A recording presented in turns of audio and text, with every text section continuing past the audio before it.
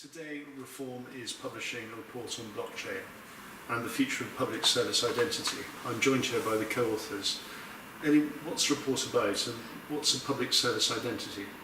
So in a nutshell, the report is about trying to deliver a better identity management system for public services. And so I guess maybe the sort of term identity management might be a bit obscure to our viewers.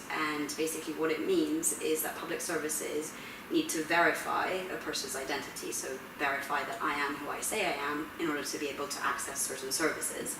And so for that, different services might require different pieces of information, so that could be your date of birth, your bank details, whether you have a disability or not a disability, and that will sort of open up access to different public services. Or that type of information can also be used to improve service delivery. And so the term public service identity actually comes from that, is that each citizen has basically fragments of their identity that is held by different public services or different government departments. And so we thought that we would sort of encapsulate that sort of notion with that term. And basically the sort of report looks at the current identity management system, and we sort of conclude that it's not sort of the most efficient, and that blockchain could be a sort of enabler of service transformation. And Luke, what are the issues of the current identity management system?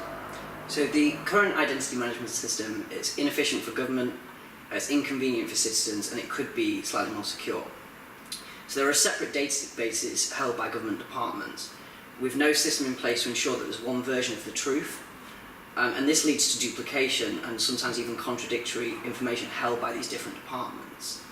Reform analysis of 25 ID authentication forms, such as passport, driver's license, job seekers allowance forms, what we found when we looked at those forms was that over 3/4 asked for national insurance numbers and 68% asked for bank details. So for the citizen, they're having to repeat a lot of the information. They're having to repeat the information that they provide to access these services. The government has tried to improve this with gov.uk Verify, which is an online portal system where citizens verify their identity and can access services.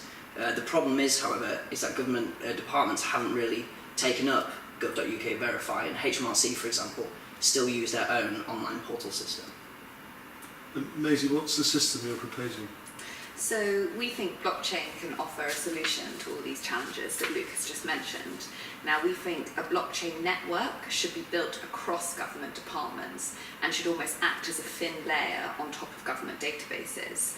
Now it's important to stress that our blockchain network would not be like the traditional, more well-known blockchains such as Bitcoin, which is permissionless, but our blockchain would be permissioned, so government would need to grant people access to this network before they could join it. Now this is really, really important given that people's personal information is going to be stored on this network. But the most important thing about this network is it's actually going to make the whole process of identity verification and identity management so much more efficient for the user. So we're proposing that this model would be supported by an app on someone's iPhone, so an identity app. Now, when, say, someone was interacting with a public service such as DWP, if they were wanting to claim a benefit, they would simply go onto this app, put in, they were wishing to claim a benefit. Government would then send over a request saying, okay, we need this amount of information from you, and the person could then just tick, yes, I'm happy to share that information, and that would be sent automatically to government. So it would really speed up the process and just make it so much easier for the citizen. But also the really great thing about the model we're proposing is that it's going to be far more secure than the current system we have in place. So blockchain stores data across a distributed network, so it's much harder to hack into it than the centralised databases we currently have. Also, we suggest in our report that we could pair up our app with biometric authentication of who you are. So along with sort of looking at information requests, you could say give a fingerprint scan or a facial recognition scan to say, yes, I am who I say I am, and I'm happy to share this information, which is just providing a layer of security to our model. Thank you very much. Now, this is a great report. To read it, come to www.reform.uk.